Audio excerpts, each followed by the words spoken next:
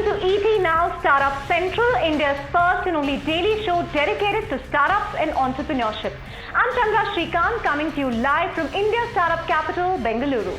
I'm Krishna Kumar, coming to you live from ET Now's Mumbai studios. We do have a power-packed 20 minutes lined up for you. First up, a check on all that's making headlines here at ET Now Startup Central. ET Now digs up the list of failed startups, or the Deadpool list. We bring you the key highlights of this particular list collated by Traction on the show. More details in just a couple of minutes. Thumbs up coming in for the government's startup push from none other than Google's Vice President for Southeast Asia and India, Rajan Anandan. However, he also stresses on the need to improve connectivity and the ease of doing business. A major online e-tailer has trimmed down its expansion plan, and it says it doesn't want to spread itself too thin. We're talking about Big Basket, which is also in talks on the possible impact of Amazon's grocery play. And Xiaomi unveils its latest set of budget smartphones in India, the Redmi 3S and the Redmi 3S Prime. We catch up with India Head Manu Jain, who says that they operate like a startup and are keen on engaging with many others in the Indian ecosystem.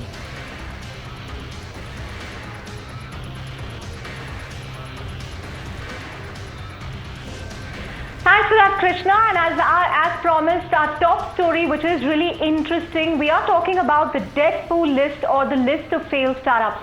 Now, yesterday, Krishna, I came across a post in Factor Daily which spoke about this, Deadpool list floating around, and we really decided to dig up that list for our Startup Central community.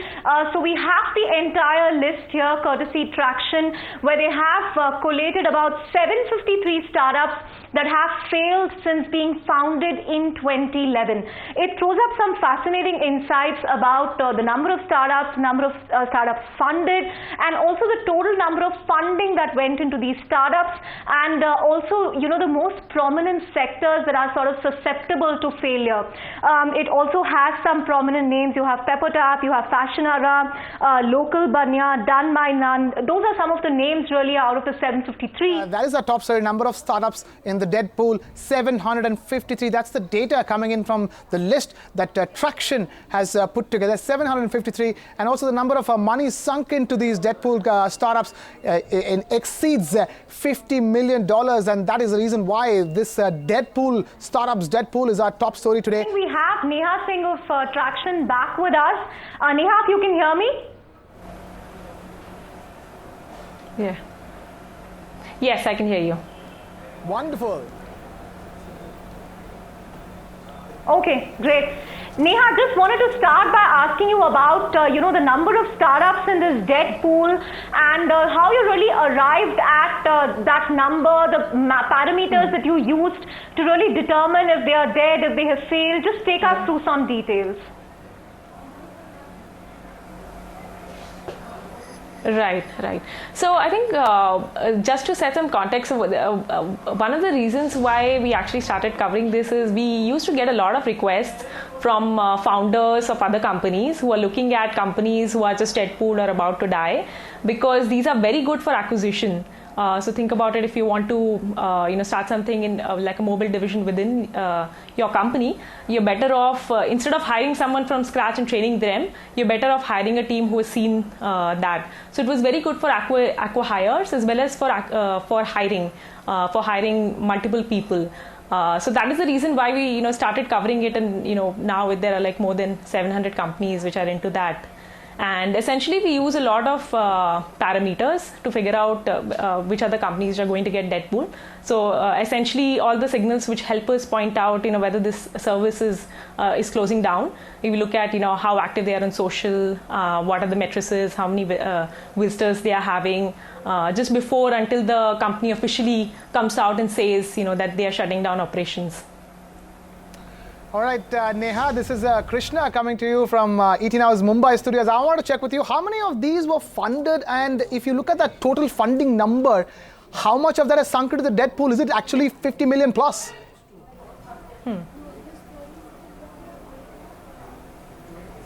Yes, it is actually. The number is, the total funding is more than 50 million, and Out of 730, the one which are more institutional funded are more than 70 companies. Right. Neha, in terms of sectors, any patterns that you see, the industries that are most susceptible to failure?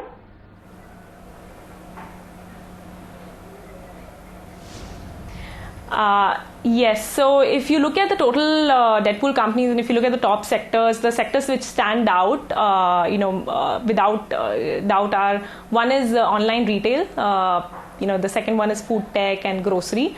This is also a function of how many companies these sectors had seen. So if you look at the total number of companies that have come about in online retail were a lot.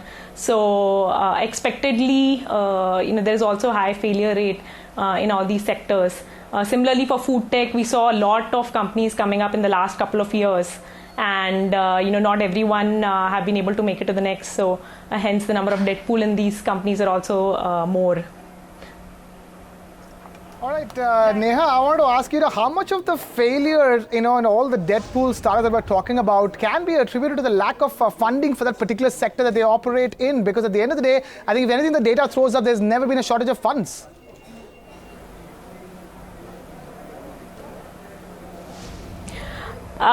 Yes, so I think the last year and with the slowdown in funding, that has shown a lot of people in this sector that later stage funding is about to come. But I think it's more a function of this sector, because if you look at the number of companies coming up, if there are 100 number of companies coming up, the number of companies that get an angel funded are probably less than half.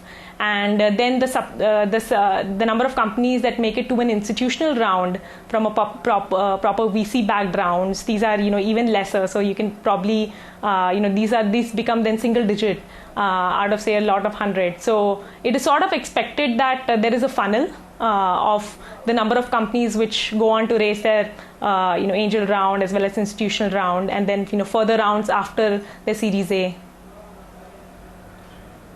Right. Finally, Neha, what happens to the founders from here? I mean, is there any pattern? Do they, again, start up another venture, or, do they go back to regular jobs, daytime jobs?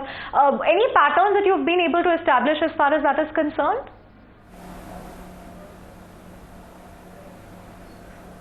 Yeah, sure. So, like failure in the more developed ecosystem like a Bay Area is very celebrated. So, it's high time that it also, becomes sort of celebrated in India as.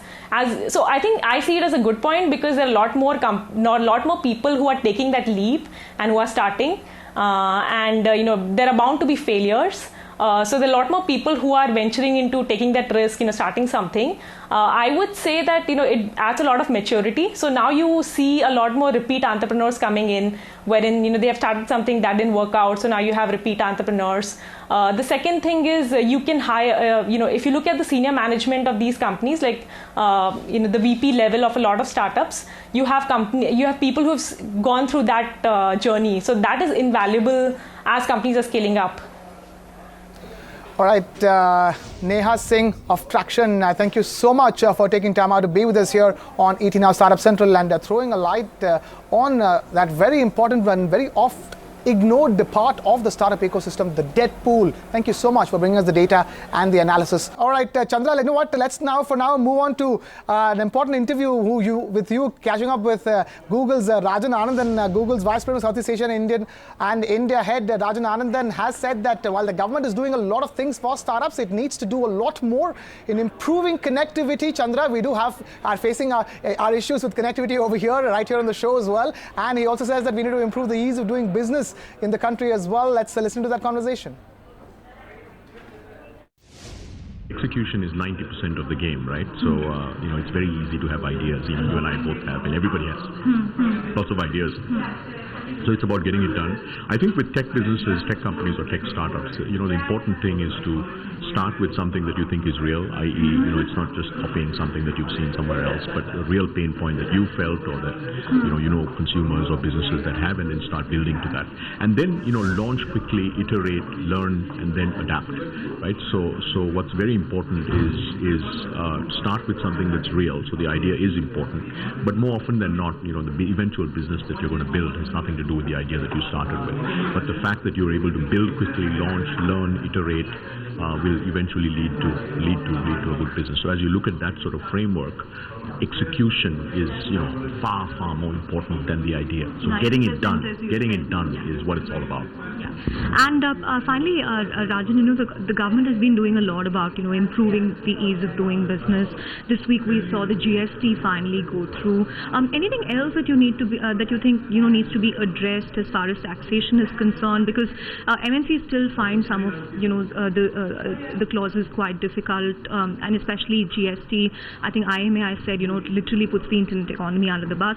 So anything that you would suggest or that you would want from a Google perspective? I think there are lots of things that the government is doing. I think that are very, very positive, right? The huge focus on startups, huge focus on digital India. But if I take a step all the way back and say what are the most important building blocks, right? Connectivity is very, very important. We're the world's largest slow internet nation today, right? So how do we become a fast internet nation? That's very, very important. I think for innovation, right, it needs to become much easier to start companies, to close companies, right? So it's still an ease of doing business needs to improve. I think we're getting much better at ease of doing business, but we still haven't broken into the top 100 in the world. So we need to become, it's still impossible to sort of close down a company, right? And most startups fail. So how do you do that? And then you get into, I think, some of the specific financial regulatory areas, whether it's tax, whether it's content regulation, and so on and so forth. And I think we need to, this is still a very early industry. I think it's important that we do things to grow it as opposed to start trying to derive rents from it, right? Because the minute you start getting into deriving rents from it, you essentially trade off sort of growth. It's still very, very early in the industry, and I think it's important for us to encourage the hyper growth, continue to encourage the hyper growth of the industry. Our special segment, Next Big Star, where today we talk about one of the most prominent players in the online grocery space. Big Basket has survived amidst the turmoil in the online hyper-local space, but doesn't want to spread itself too thin. Big Basket's co-founder and CEO Hari Menon spoke to ET Now's Rahul Dayama on why they've decided to restrict themselves to the current 25 cities and the possible impact of Amazon's grocery play. Take a look. Fundamentally, we got our model right, and that was one big differentiator in this whole thing. That's one. Second is that the fact that we've been in this business for quite a while now, in fact right from 2000, having run a large physical chain, the understanding of the supply chain was very critical, right? This is not a business which is primarily technology driven. This is a business where technology is a very, very strong enabler, but unless you understand merchandising, unless you understand the category, unless you understand the grocery supply chain well, it's very difficult to succeed in this business. So if you ask me, there are two things. One is getting the fundamental business model right, and second is basically the deep understanding of the supply chain that we had is what has made the difference. All right. Also, the last time also I spoke to you about how the big players of the e-commerce world, Flipkart, Ola, Paytm, all rolled out their grocery apps. They had to shut down eventually. But if there's one player, that's Amazon, that with its Amazon Now and with the amount of funds that it's got is only looking to scale that up. So do you really see in the long term Amazon Now to give you that sort? Do you see it as a big competition going forward? Amazon is obviously getting very, very serious in the play, and the reason why it's Amazon is because they've got a large play in the US, which is Amazon Fresh, and I'm sure there'll be a lot of learnings from that business that they will get here. So there's no doubt of the fact that Amazon will get bigger and bigger as far as the grocery business is concerned. One. Second is we'll see lots of the physical modern retail players going online, because I'm certain that a lot of them have got plans which are coming up, which will actually get them digital and get them online very fast. However, there's one thing that I want to state in this market. It's the market size is really, really large, and that's the big advantage we have in grocery, right?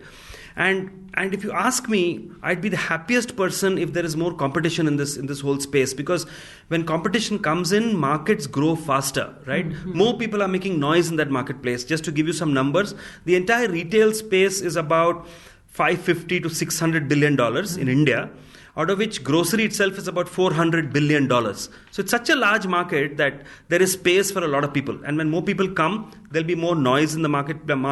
And I think consumers will get more and more comfortable, shopping groceries online. So I think it's a good thing that we'll have more and more people coming in. So, but it wouldn't really be a winner-take-all sort of a... Grocery, it won't be, because the market size is really large. All right. So also, going forward, what would really drive the growth as far as Big Basket is concerned?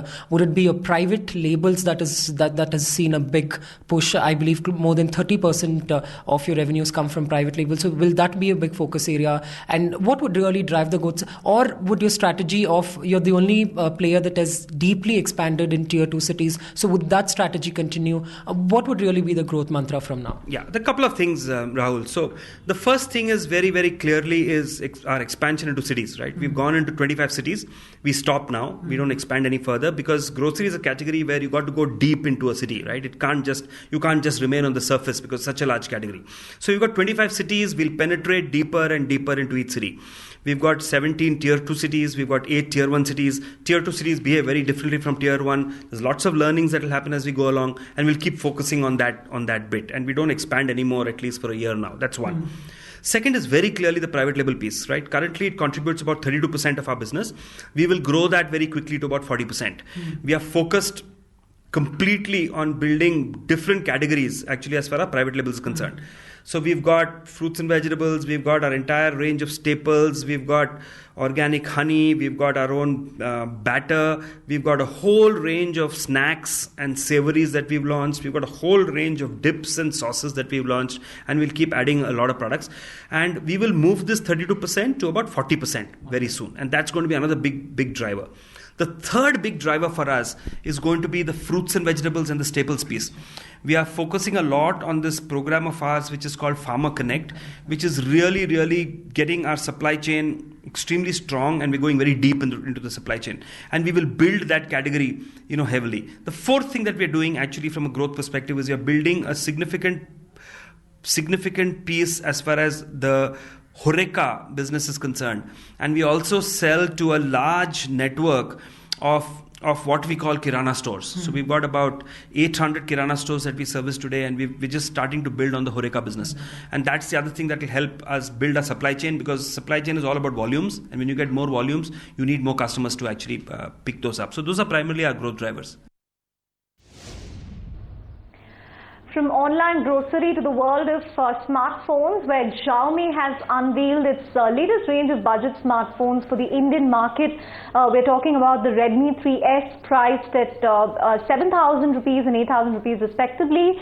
And Krishna caught up with Xiaomi India Head Manu Jain to really ask about the new range and also the work culture at Xiaomi, which he says is very similar to a startup. Let's listen in. Me.com has already become the 10th biggest shopping site in the country. On the other hand, we are trying to expand our offline business. We have recently partnered with 3 new partners, Reddington, Inocom, and Just Buy Live, to distribute our phones in the offline area. Our focus will continue to be in the online segment. Like as you said, 90% of our sales come through online, but our focus will be online while we continue to increase our base maybe from 5,000 to 10,000 shops over the next few months in the offline market. Xiaomi 3S and 3S Prime in the Indian market, another set of budget phones and considered the most powerful budget phones in terms of battery life as well. We brought in a massive quantity. We brought in more than 90,000 units for the first sale, and that's why we had an open sale and not a regular flash sale, what we usually do, because we thought the quantity is so high. But more than 1 million people came, more than 10 lakh people came for this first sale, and everything went out of stock within few minutes. Also, Xiaomi is reportedly looking to bring its air purifiers into the Indian market, which was unveiled in China a few months ago, and at that point in time the pricing was rumoredly at around 7,000 rupees in Indian rupees. Talk to us about Xiaomi's plans to introduce the air purifier as a product into the Indian market. I'm asking this question because you have your competitors who didn't want to restrict themselves just to selling smartphones and mobile phones and accessories, whereas Xiaomi has remained mobile phones and accessories for the longest time, and now is looking to expand into other product categories, isn't it? So our journey has been very young. If you look at the entire company, the company started only 6 years back, and in India only 2 years back. And we've been selling devices, including smartphones, only for about 4.5-5 years. So the company is very young. It's like a small startup. Apart from phones, we have many other categories in China. Most of these, or all of these, are smart devices. Like we have smart air purifier, smart water purifier, smart scooters, smart TV, etc. So we are thinking of launching some of these categories, if not all, over a period of time in the Indian market. One of the categories that we are very excited to launch, that we are considering, is air purifier.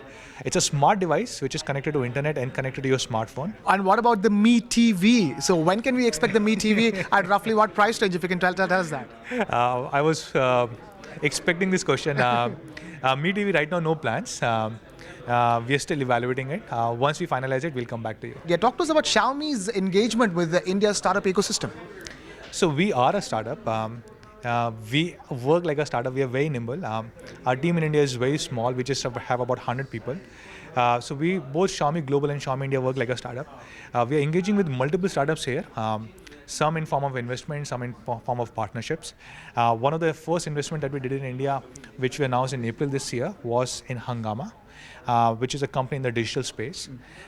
So we led a fairly big round investing in that company.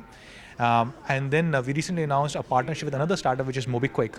And we're integrating their services in our OS so that people can recharge their phone or their DTH directly from an SMS. Okay. So we are working with multiple startups right now, either in form of partnership or in terms of investments. As and when we make more investments in Indian startups, we will come back to you. All right, Chandra, so can't wait for air purifiers from Xiaomi, budget air purifiers, I'm guessing, and Mi TV, which means budget smart TVs from Xiaomi. You know, let's see how soon those come to Indian shop shelves. But meanwhile, let's quickly cast an eye upon a big story in the e-commerce space. The government is all set to tweak its e-commerce policy in its attempt to liberalize the space. Now, this is going to be done by setting up a committee to review FDI and e-commerce policy, and that's CEO of Niti Aayog, Amitabh Kant, who will be heading that committee, which will include officials from the Ministry of Commerce and Industry, Department of Electronics and IT, and other stakeholders as well. And remember, the government has recently permitted 100% FDI in the food processing sector. Meanwhile, online bus booking platform Travel-Yari is getting a massive funding boost. The company has raised a whopping $7 million in Series B round of fundraising, led by Gujarat Venture Limited and the BCCL. Among other investors, the startup plans to utilize the funds towards the product development and spur its business growth. Not just that, the online penetration could get a boost as well, with Travel-Yari looking to augment its service network and enhance its online penetration. Remember, Travel-Yari raised about $3 million in its Series A round of funding. And with that, Chandra, we have officially come to an end of this particular edition of ET Now Startup Central. Thank you so much for watching, and don't go anywhere. Keep it with ET Now.